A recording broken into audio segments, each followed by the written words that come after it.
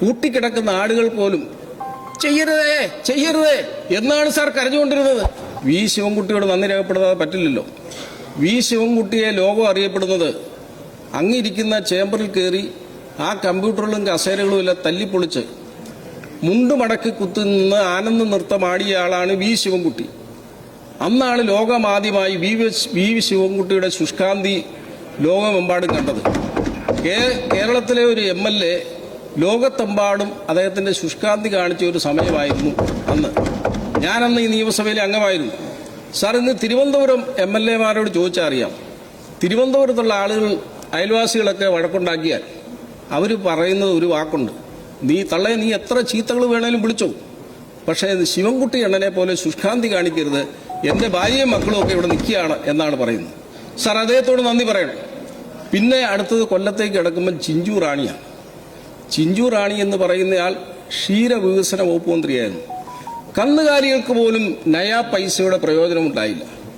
ഞങ്ങൾ ചടയമംഗലം തിരിച്ചു പിടിക്കാൻ വേണ്ടി കേരള പ്രദേശ് കോൺഗ്രസ് കമ്മിറ്റിയിലെ നിത്യഹരിത നായകനായ പ്രേം നസീറിനെ രംഗത്തിറക്കി ആ സീറ്റ് തിരിച്ചു പിടിച്ചു. സാർ, കേരളത്തിലെ കന്നുകാലികളും ആടുമാടുകളും പോലും പ്രതിഷേധിച്ച ഒരു മന്ത്രിയായിരുന്നു. ചിഞ്ചു റാണിയെ വിജയിപ്പിക്കണമേ എന്ന് പറഞ്ഞുകൊണ്ട് തെരഞ്ഞെടുപ്പ് കാലത്ത് മൈക്ക് അനൗൺസ്മെന്റ് നടന്നപ്പോൾ കൂട്ടിക്കിടക്കുന്ന ആടുകൾ പോലും ചെയ്യരുതേ എന്നാണ് സാർ കരഞ്ഞുകൊണ്ടിരുന്നത്. കാരണം ഈ പിണറായി വിജയൻ സർക്കാരിനെതിരെ മൃഗങ്ങൾ പോലും ഇത്രമാത്രം പ്രതികരിച്ച ഒരു തെരഞ്ഞെടുപ്പ് ഈ കഴിഞ്ഞ തെരഞ്ഞെടുപ്പാണ് സാർ. അടുത്ത കാലത്ത് അല്ല, അവര് പറഞ്ഞോട്ടെ, എനിക്ക് പറയാനുള്ളത് മറുപടിയായിട്ട് പ്രതിപക്ഷ നേതാവുണ്ട്. സാർ, അടുത്തതായിട്ട് Shri KB Ganesh Kumar. Sir, KB Ganesh കുമാറാണ്. അദ്ദേഹത്തോട് നന്ദി പറയാതിരിക്കാൻ പറ്റില്ല.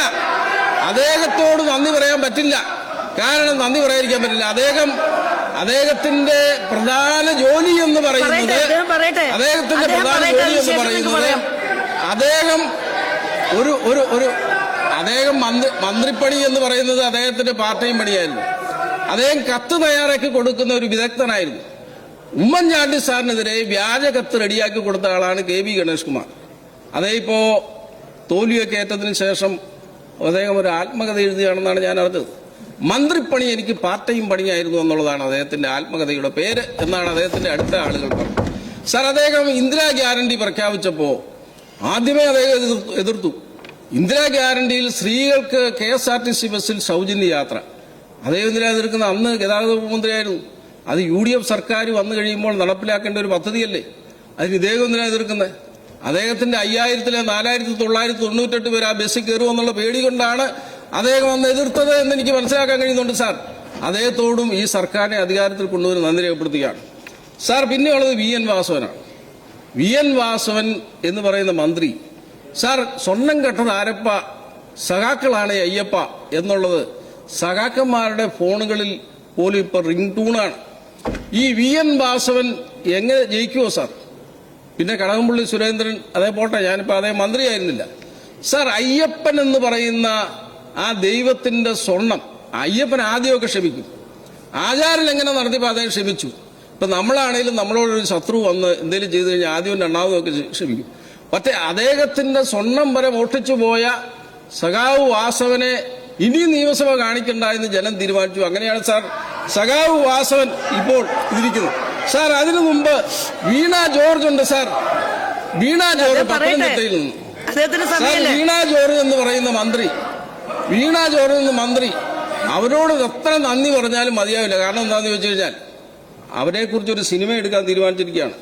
ഫ്രം വെന്റിലേറ്റർ ടു ഹോം എന്നാണ് ഈ സിനിമയുടെ ഇതിവൃത്തമായിട്ടുള്ളത്. കാരണം ലോകത്താദ്യമായി വെന്റിലേറ്ററിൽ നിന്നും ഡിസ്ചാർജ് ചെയ്ത് വീട്ടിലേക്ക് പോയ ആദ്യത്തെ ആളാണ്. ട്രംപിന് പോലും അങ്ങനെ സംഭവിച്ചിട്ടില്ല. അപ്പൊ ഏതായാലും അവരെ അഭിനയിക്കാൻ കിട്ടിയാൽ ആ പടത്തിന് അവാർഡ് കിട്ടുമെന്നുള്ള പ്രതീക്ഷയിലാണ് ശ്രമിച്ചുകൊണ്ടിരിക്കുന്നത്. പിന്നെയുള്ളത് റോഷി അഗസ്റ്റിൻ, കേരള കോൺഗ്രസിന്റെ നേതാവ്. മാണി സാർ സ്വർഗലോകത്തിരുന്നുകൊണ്ട് സന്തോഷിക്കുന്നുണ്ടാകും സാർ. കാരണം എന്തെന്ന് ചോദിച്ചു കഴിഞ്ഞാൽ ഈ കോഴമാണി എന്ന് പറഞ്ഞുകൊണ്ട് ഈ സഭയിൽ കയറി നിന്ന് അങ്ങിരിക്കുന്ന കസേര വരെ തല്ലിപ്പൊളിച്ച അവരോടൊപ്പം ചിക്കൻ ബിരിയാണിയും കഴിച്ച് 5 വർഷക്കാലം സുഖജീവിതം നയിച്ച ആളാണ് റോഷി അഗസ്റ്റിൻ. പാവം ആ ജോസ് കെ മാണിയെ പോലും തെറ്റിദ്ധരിപ്പിച്ച് ഒരു പരുവത്തിലാക്കി നിൽക്കുകയാണ്. അപ്പൊ അധികം താമസിക്കാതെ കേരള കോൺഗ്രസ് റോ എന്ന് പറയുന്ന ഒരു പാർട്ടി കേരളത്തിലുണ്ടാകും. റോഡിലിറങ്ങാൻ ആളില്ലെങ്കിൽ റോ പാർട്ടി സിന്ദാബാദ് എന്ന് മുദ്രാവാക്യം വിളിച്ചുകൊണ്ട് അദ്ദേഹം മുന്നോട്ട് പോകും. സാർ പിന്നെയുള്ളത് സാർ പിന്നെയുള്ളത്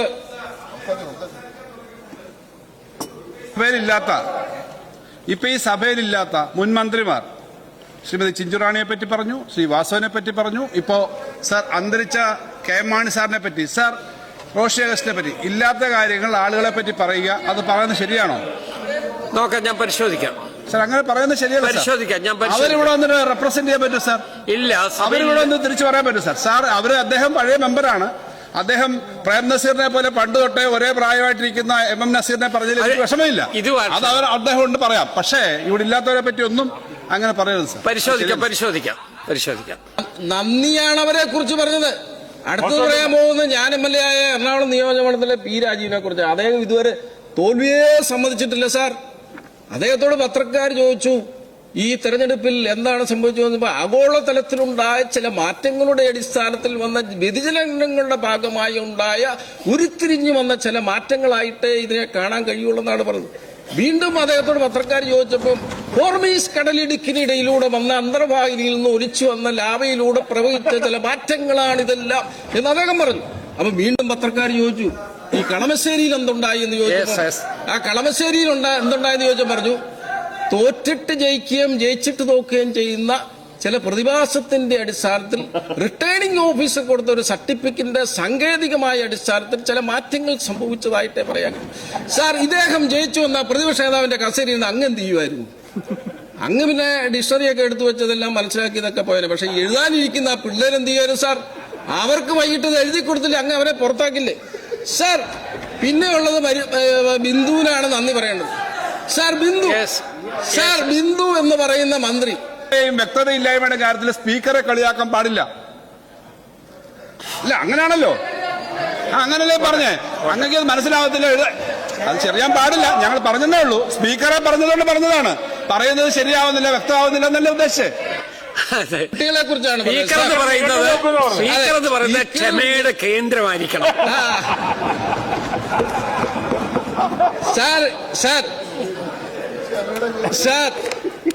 പിന്നെ സാർ ഈ തൃശ്ശൂരിൽ നിന്നുള്ള മന്ത്രി ബിന്ദുവാണ്. ഉന്നത വിദ്യാഭ്യാസ മന്ത്രിയായിരുന്നു. ബിന്ദുവിൽ നിന്നും ബിന്ദുവിലേക്ക് പെൻഡുലം ആടിയതല്ലാതെ ഒരു വിദ്യാഭ്യാസ വകുപ്പിലും ഒന്നും നടന്നില്ല സാർ. പിന്നെ കെ കൃഷ്ണൻകുട്ടി, അദ്ദേഹം പ്രായമുള്ള ആളാണ്, എനിക്ക് വളരെ അടുപ്പമുള്ള ആളാണ്. ഞാൻ അദ്ദേഹത്തെ വെറുതെ വിടുകയാണ്. അദ്ദേഹം മന്ത്രി സ്ഥാനം ഒഴിഞ്ഞങ്ങ് പോകുമ്പോൾ അദ്ദേഹം ഒരു സത്യം വിളിച്ചു പറഞ്ഞു. എന്താണ് വിളിച്ചു പറഞ്ഞത്? ഈ കേരളത്തിലുണ്ടായിരുന്ന വെള്ളപ്പൊക്കം എന്ന് പറയുന്നത് മനുഷ്യനിർമ്മിതമായിരുന്നു പിണറായി വിജയൻ കാലത്തെ. ആ സത്യം വിളിച്ചു പറഞ്ഞ ഒരാളായതുകൊണ്ട് ഞാൻ അദ്ദേഹത്തെ വെറുതെ വിടുകയാണ് സാർ. പിന്നെ ഉള്ളത് അബ്ദുൾ റഹ്മാനാണ്. അദ്ദേഹത്തോട് നന്ദി പറയണ്ടേ സാർ? സ്വന്തം മണ്ഡലത്തിൽ നിന്ന് സ്പോർട്സ് വകുപ്പ് മന്ത്രിയായിരുന്നു. PT ഉഷ ഓടിയേക്കാളും വേഗത്തിൽ ഓടി തിരിയിൽ പോയി മത്സരിച്ചു. തിരിയിൽ മത്സരിച്ചപ്പോൾ നമ്മുടെ കുറുക്കോളി മെയ്ദിനുണ്ട്. അദ്ദേഹത്തിന്റെ ക്രിക്കറ്റ് ബാറ്റ് എടുത്ത് ഒറ്റ അടിയാണ് അടിച്ചത്, 6 അടിച്ചത്. മലപ്പുറം ജില്ലയിൽ പോലും നിന്നില്ല സാർ. ഇപ്പൊ എവിടെയാണെന്ന് കണ്ടുപിടിക്കാൻ പറ്റില്ല സാർ. പിന്നെ അടുത്ത് കോഴിക്കോടുള്ള AK ശശീന്ദ്രനാണ്. AK ശശീന്ദ്രൻ ഇപ്പോഴാണ് കാര്യങ്ങളൊക്കെ മനസ്സിലാക്കി വരുന്നത്. കാരണം അദ്ദേഹം മന്ത്രിയായതിനു ശേഷം 5 വർഷം അദ്ദേഹത്തിന് എന്താണ് നടന്നതെന്നൊന്നും അറിഞ്ഞുകൂടാ. നിയമസഭയിൽ വന്നുപോയി, സെക്രട്ടേറിയറ്റിൽ വന്നിരുന്നു പോയി. അദ്ദേഹത്തിന് അങ്ങനെ ഒരു ബോധമില്ലാതെ വരാൻ കാരണം കോഴിക്കോട് ജില്ലയിലെ ഒരു DFO കോഴിക്കോട് ഗസ്റ്റ് ഹൗസിൽ വെച്ച് അദ്ദേഹത്തിന് ഒരു മയക്കുവെടി വെച്ചു. 5 വർഷക്കാലം നിൽക്കുന്ന എഫക്റ്റായിരുന്നു. എന്തായാലും ആ മയക്കുവെടി വെച്ചതുകൊണ്ട് 5 വർഷക്കാലം നാട്ടുകാർക്കൊരു ശല്യവും മന്ത്രിയെ കൊണ്ടുണ്ടായില്ല. വന്യമൃഗങ്ങളുടെ ശല്യം നാട്ടുകാർക്കുണ്ടായെങ്കിലും എനിക്ക് ഷിബു ബേബി ജോൺ സാറിനോട് പറയാനുള്ളത് ആ DFOയെ കണ്ടുകൊടുത്ത് ട്രിപ്പിൾ പ്രൊമോഷൻ കൊടുക്കണം, അദ്ദേഹത്തെ ആദരിക്കണമെന്നുള്ളതാണ് എനിക്ക് പറയുന്നത്. സാർ OR കേളുവാണ് മറ്റൊരു മന്ത്രി. സാർ ഒരു മര്യാദക്കാരൻ പാവാൻ ചുര ഇറങ്ങി വന്നതാണ്. ഈ ബാലഗോപാൽ പട്ടികജാതിക്ക് പട്ടികവർഗക്കാരുടെ ഫണ്ട് അനുവദിച്ചതെല്ലാം ഇങ്ങനെ തിരിച്ചു പിടിച്ചു. ആരെങ്കിലും ചെയ്യോ സാർ? കേരളത്തിൽ എത്ര സാമ്പത്തിക പ്രതിസന്ധി വന്നാലും പട്ടികജാതി പട്ടികവർഗക്കാരുടെ ഫണ്ട് ബഡ്ജറ്റിൽ വകയിരുത്തിയതിനു ശേഷം തിരിച്ചു പിടിച്ച ബാലഗോപാലാണ് ഞാൻ പ്രസംഗിക്കുമ്പോൾ ഈ തർക്കം പറഞ്ഞുകൊണ്ടിരിക്കുന്നത്. സാർ സമയം കൊടുക്കരുത്. പട്ടികജാതിക്കാരുടെ കണ്ണീരിലുള്ള സർക്കാരാണ് സർക്കാർ. ഈ സർക്കാർ ഫണ്ട് കൊടുത്തില്ല, അനുവദിച്ചതിന് ശേഷം തിരിച്ചു പിടിച്ചു. സാർ സമയം തീർന്നു. സാർ, പട്ടികജാതിക്കാരുടെ ഫണ്ട് തിരിച്ചു പിടിച്ച ആളാണ് ഇദ്ദേഹം. സാർ, എനിക്ക് അവസാനം നന്ദി പറയേണ്ടത് എനിക്ക് സാർ മഹേഷിന്റെ 1.5 മിനിറ്റ് ഉണ്ട്. പിന്നെ അത് പക്ഷേ ഇവിടെ പെർമിറ്റ് ചെയ്തില്ല. അതിലും കൂടുതൽ 2 മിനിറ്റ് വന്നാൽ അങ്ങ് നല്ലവരാണെന്നും കൂടെ ഞാൻ പറഞ്ഞേക്കാം. പിന്നെ സാർ, അതൊരു കൈക്കൂലി പോലെയാവും. അത് വേണ്ട.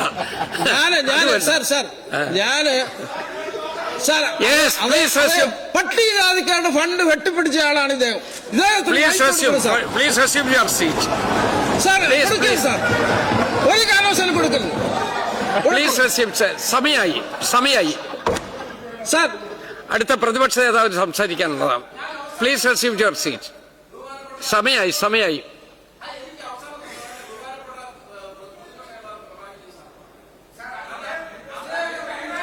തീർന്നു. സമയം കഴിഞ്ഞു. 2 മിനിറ്റോളം കൂടുതലായി. 2 മിനിറ്റിലധികം കൂടുതലായി. ഇത് കൺക്ലൂഡ് ചെയ്യാനായിട്ട് മൈക്കൊന്ന് കൊടുക്കൂ. കൺക്ലൂഡ് ചെയ്യട്ടെ. ഞാൻ കഴിഞ്ഞ ദിവസമേ കൺക്ലൂഡ് ചെയ്യും. കഴിഞ്ഞ ദിവസം ഞാൻ എറണാകുളത്തും തിരുവനന്തപുരത്തേക്ക് പോരുമ്പോ ഒരു യാത്രക്കാരൻ എന്നോട് ചോദിച്ചു, നിങ്ങൾ എവിടെ പോകുന്നു, നിങ്ങളെ കണ്ടുപരിചയമുണ്ട്? ഞാൻ പറഞ്ഞു, ഞാൻ ഇന്നയാളാന്ന് പറഞ്ഞു. അപ്പൊ അദ്ദേഹം കണ്ണൂരിൽ നിന്ന് വരികയാണ്. അപ്പൊ അദ്ദേഹം പറഞ്ഞു, ഞങ്ങളുടെ നേതാവ് പിണറായി വിജയനാണ്, ഞാനൊരു ജോത്സ്യരാന്ന് പറഞ്ഞു. നിങ്ങൾക്ക് അദ്ദേഹത്തെ ഒരു പുല്ലും ചെയ്യാൻ പറ്റില്ല. ഞാൻ പറഞ്ഞു, ആയിക്കോട്ടെ. അദ്ദേഹം ഏത് പോസ്റ്റിലിരുന്നാലും 10 വർഷക്കാലത്തിലധികം ഇരിക്കും. അതായത് പാർട്ടി സെക്രട്ടറിയായി 17 വർഷം ഇരുന്നു, മുഖ്യമന്ത്രിയായി 10 വർഷം ഇരുന്നു. ഇനി പ്രതിപക്ഷ നേതാവായിട്ടും നിങ്ങൾക്ക് അദ്ദേഹത്തെ ഒരു പുല്ലും ചെയ്യാൻ കഴിയില്ല. ബാലഗോപാൽ അത് കണ്ട് ആഗ്രഹിക്കും, 10 വർഷക്കാലത്ത് അദ്ദേഹം ഇരിക്കും. സാർ, എനിക്കൊരു കാര്യം കൂടെ പറയാനുണ്ട്. അങ്ങ് 10 വർഷക്കാലം കേരളത്തിന്റെ മുഖ്യമന്ത്രിയായിരിക്കുമ്പോൾ അങ്ങ് കരിമ്പൂച്ചകളുടെ നടുവിലായിരുന്നു, രക്ഷാപ്രവർത്തനം നടത്തുന്ന കരിമ്പൂച്ചകളുടെ നടുവിലായിരുന്നു അങ്ങ് ഭൂമിയിൽ ഇറങ്ങുമ്പോഴാണ്. അല്ലാത്തപ്പോൾ അങ്ങ് കാർ കയറുമ്പോൾ കറുത്ത കാറിനിടയിലായിരുന്നു. അങ്ങ് പാർട്ടി പ്രവർത്തകരെ കാണാൻ തയ്യാറില്ല. അങ്ങ് സാധാരണ മനുഷ്യരോടും മൈക്കിനോട് പോലും യുദ്ധം ചെയ്ത ആളാണ് അങ്ങ്. അപ്പോ അങ്ങനെയുള്ള ആൾ 10 വർഷക്കാലം പ്രതിപക്ഷ നേതാവായി ഇരിക്കട്ടെ എന്ന് ആശംസിക്കുന്നു. അങ്ങേക്ക് ദീർഘായുസ് കിട്ടട്ടെ എന്ന് ആഗ്രഹിക്കുന്നു. അങ്ങയെക്കുറിച്ച് നല്ലത് പറയാൻ അവസരം തരാത്തതിന് ഞാൻ വിഷമത്തോടുകൂടി ഈ പ്രമേയത്തെ അനുകൂലിക്കുന്നു. നമുക്കത് വ്യക്തിപരമായി പറയാം. സർ, ഞാനൊരു പോയിന്റ് ഓഫ് ഓർഡർ ഉന്നയിച്ചു. അത് ഒരു അംഗമെന്ന നിലയിൽ എന്റെ അവകാശമാണ്. ഞാൻ ധനകാര്യമന്ത്രി ആയിരുന്നപ്പോ ഇവിടുത്തെ പട്ടികവർഗ വിഭാഗത്തിന് അനുവദിച്ച പണം മൊത്തം വെട്ടിപ്പിടിച്ചു. കേളു പഴയ മന്ത്രിയെ പറ്റി പറഞ്ഞപ്പോഴാണ് സാർ അടിസ്ഥാനരഹിതമായ അത്തരം കാര്യങ്ങൾ പറഞ്ഞത് തെറ്റാണ്. അങ്ങനെ അത് ഇനി എത്ര മെമ്പർമാരായിക്കോട്ടെ, അംഗങ്ങൾ കുറഞ്ഞോട്ടെ കൂടിക്കോട്ടെ, അത് പ്രൊട്ടക്ട് ചെയ്യാനുള്ള ഉത്തരവാദിത്വം അങ്ങേക്കുണ്ട്.